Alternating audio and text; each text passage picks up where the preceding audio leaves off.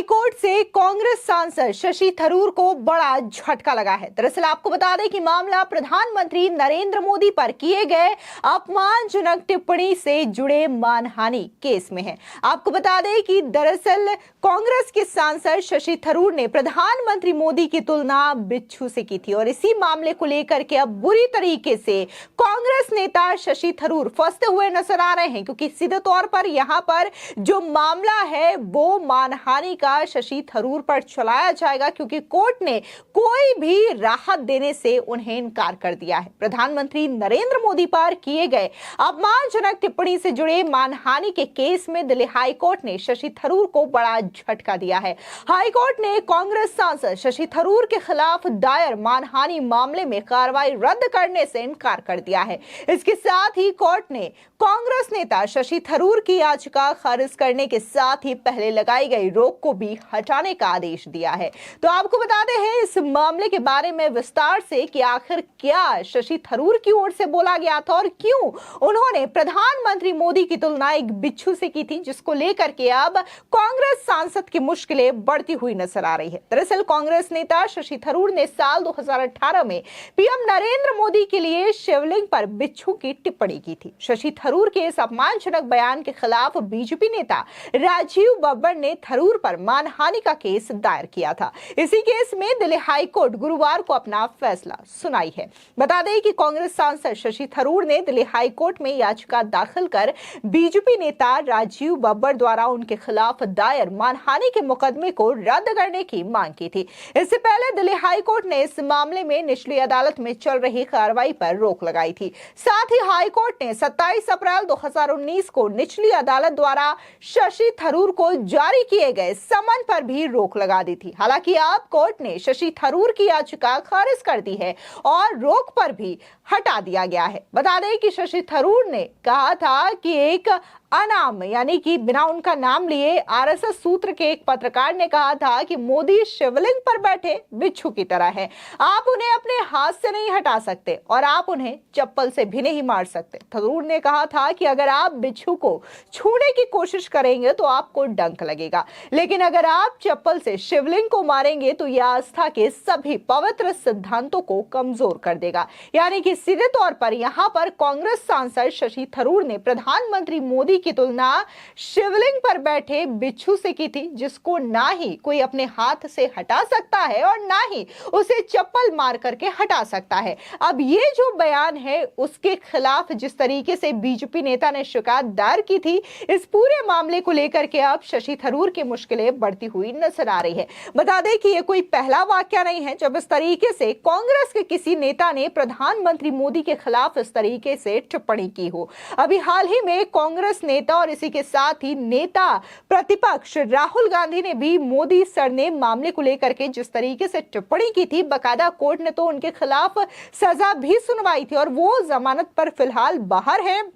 और इसकी वजह से सुप्रीम कोर्ट ने उन्हें जमानत दी थी। हालांकि गुजरात हाई कोर्ट ने तो बकायदा राहुल गांधी को सजा मुकर्रर कर दी थी, लेकिन सुप्रीम कोर्ट में वो पहुंचते हैं, वहां पर याचिका दायर की जाती है, जिसके बाद राहुल गांधी को जमानत मिलती है, राहत मिलती है। लेकिन वहीं दूसरी ओर बात करें तो कांग्रेस के ही नेता मणिशंकर अय्यर ने भी प्रधानमंत्री मोदी को नीच करार दिया था और टिप्पणी करते हुए ये कहा था कि उनके जैसा नीच व्यक्ति नहीं है। इतना ही नहीं, अगर बात हम सोनिया गांधी की करें तो उन्होंने भी गुजरात विधानसभा चुनावों के दौरान प्रधानमंत्री मोदी के लिए मौत का सौदागर जैसे शब्द का इस्तेमाल किया था। अभी हाल ही में ऐसा नहीं है कि देश के प्रधानमंत्री वो 3 बार बन चुके हैं, लेकिन ऐसे में कांग्रेस के नेताओं के इस तरीके से विवादित टिप्पणियां थम गई हो। बाकायदा प्रधानमंत्री मोदी के खिलाफ इस तरीके से विवादित टिप्पणियों का सिलसिला लगातार न सिर्फ कांग्रेस नेताओं की ओर से दिया जा रहा है, बल्कि इंडिया अलायंस के तमाम नेता भी प्रधानमंत्री मोदी के लिए इसी तरीके की आपत्तिजनक शब्दों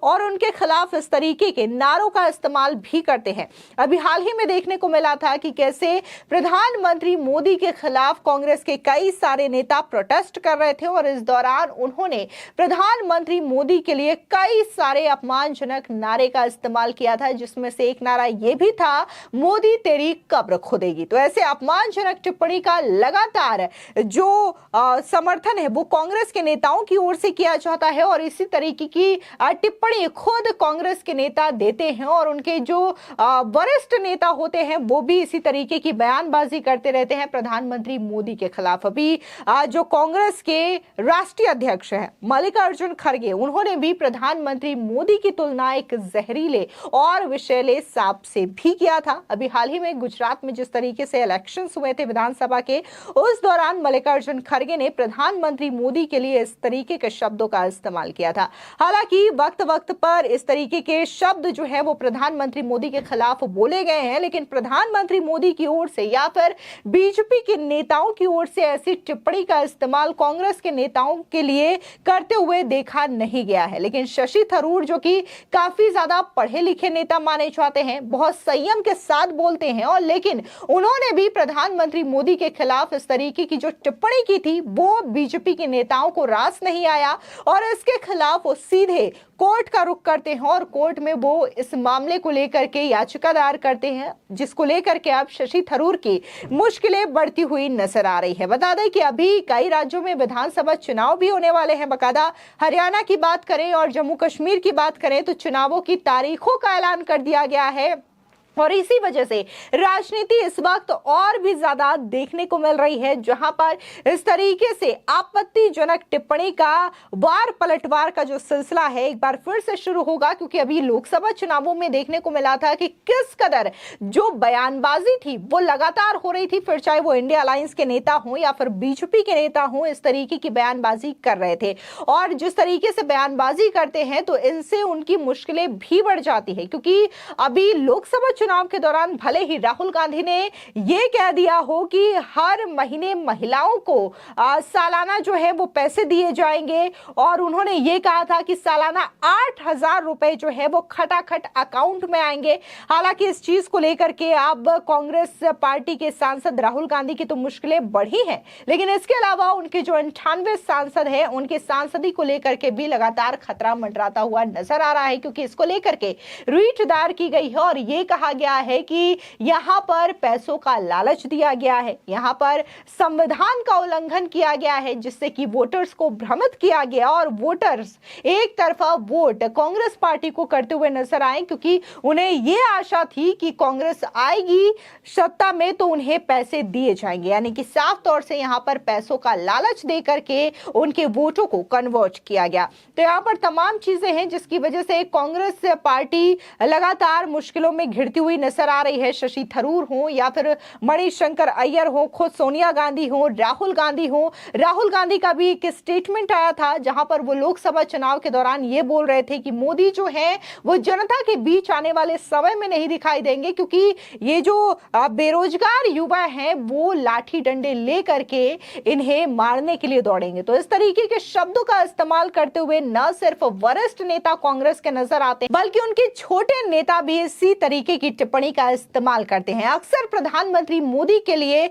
न सिर्फ आपत्तिजनक शब्द, विवादित शब्द, बल्कि कई सारे ऐसे नफरती शब्द होते हैं जो कि उनके खिलाफ इस्तेमाल किए जाते हैं। कई दफा चाहे फिर वो उत्तर प्रदेश के मुख्यमंत्री योगी आदित्यनाथ हो या फिर प्रधानमंत्री नरेंद्र मोदी हो, इनके व्यक्तिगत जीवन को लेकर के भी सवाल कांग्रेस पार्टी के द्वारा उठाया जाता है। कई दफा यह कहा गया कि उनकी खुद शादी नहीं हुई है तो वो एक परिवार के बारे में क्या जानेंगे और कैसे एक जनता की सेवा की जाती है इसके बारे में जानेंगे। तो ये तमाम चीजें हैं जहां राजनीति पर वो व्यक्तिगत टिप्पणी भी करने लग जाते हैं। फिलहाल इस पूरे मामले को लेकर के आपकी क्या राय है, हमारे कमेंट सेक्शन में जरूर बताएं। धन्यवाद।